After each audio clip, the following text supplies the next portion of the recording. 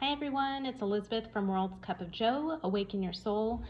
I'm back to read the amazing Florence Scovel Shinn's The Game of Life and How to Play It. We are now on chapter 3.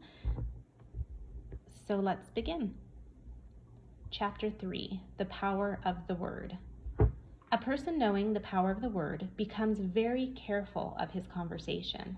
He is only to watch the reaction of his words to know that they do not return void. Through his spoken word, man is continually making laws for himself.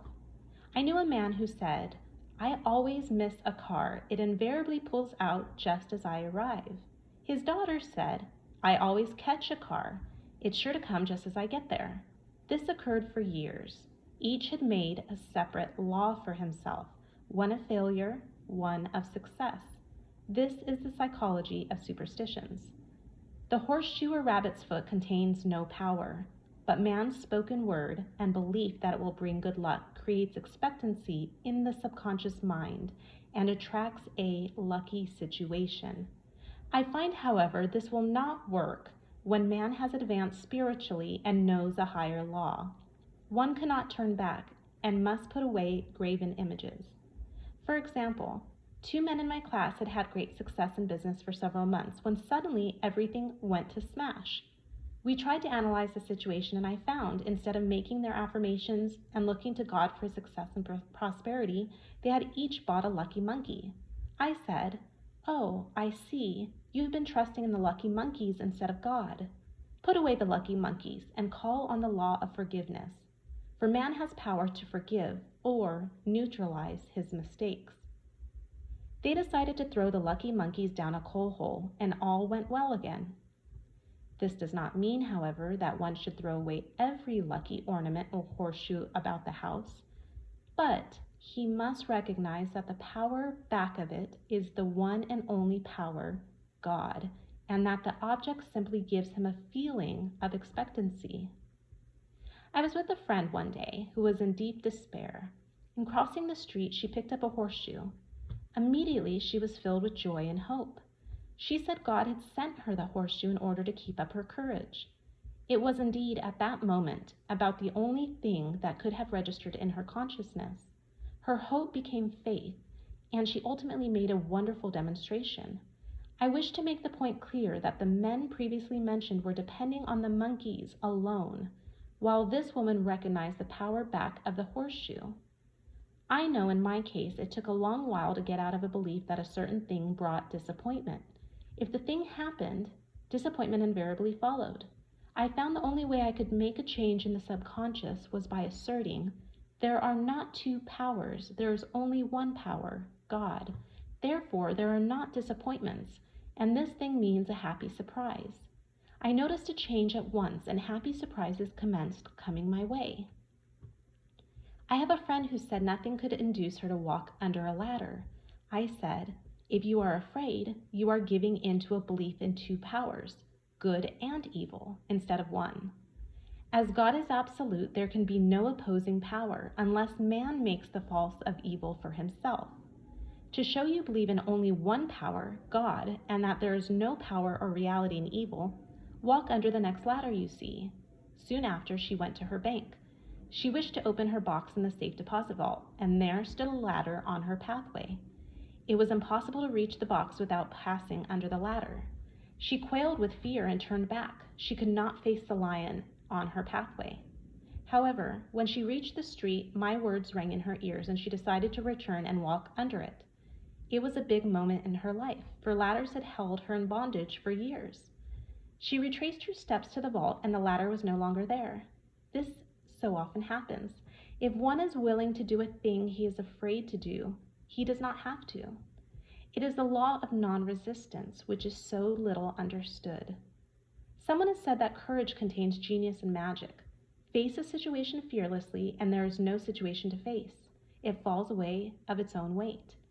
The explanation is that fear attracted the ladder on the woman's pathway, and fearlessness removed it. Thus, the invisible forces are ever working for man, who is always pulling the strings himself, though he does not know it. Owing to the vibratory power of words, whatever man voices he begins to attract. People who continually speak of disease invariably attract it. After man knows the truth, he cannot be too careful of his words. For example, I have a friend who often says on the phone, "Do you come to see me and have an old-fashioned chat?" This old-fashioned chat means an hour of about 500 to 1,000 destructive words, the principal topics being loss, lack, failure, and sickness. I reply, "No, I thank you. I've had enough old-fashioned chats in my life. They are too expensive, but I will be glad to have a new-fashioned chat and talk about what we want, not what we don't want." There is an old saying that man only dares use his words for 3 purposes: to heal, bless, or prosper. What man says of others will be said of himself, and what he wishes for another he is wishing for himself. Curses, like chickens, come home to roost. If a man wishes someone bad luck, he is sure to attract bad luck himself. If he wishes to aid someone to success, he is wishing and aiding himself to success. The body may be renewed and transformed through the spoken word and clear vision, and disease be completely wiped out of the consciousness. The metaphysician knows that all disease has a mental correspondence, and in order to heal the body, one must first heal the soul. The soul is the subconscious mind, and it must be saved from wrong thinking. In the 23rd Psalm, we read, "He restoreth my soul." This means that the subconscious mind or soul must be restored with the right ideas, and the mystical marriage is the marriage of the soul and the spirit, or the subconscious and superconscious mind. They must be one.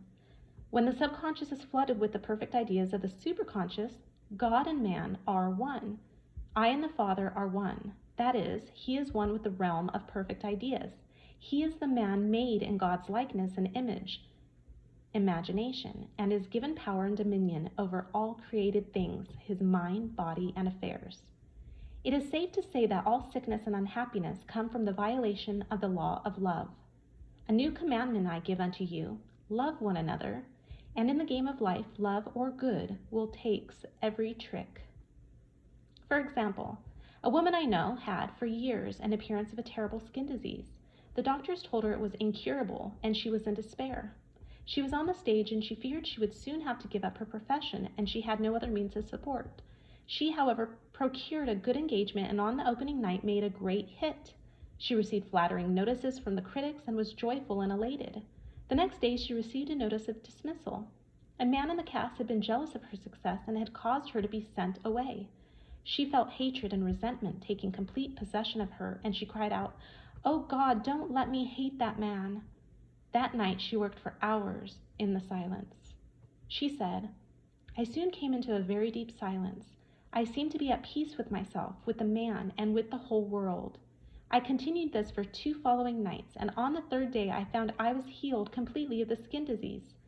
In asking for love or goodwill, she had fulfilled the law, for love is the fulfilling of the law, and the disease, which came from the subconscious resentment, was wiped out. Continual criticism produces rheumatism, as critical inharmonious thoughts cause unnatural deposits in the blood, which settle in the joints.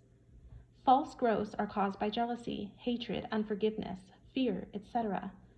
Every disease is caused by a mind not at ease. I said once in my class, there is no use asking anyone what's the matter with you. We might just as well say, who's the matter with you? Unforgiveness is the most prolific cause of disease.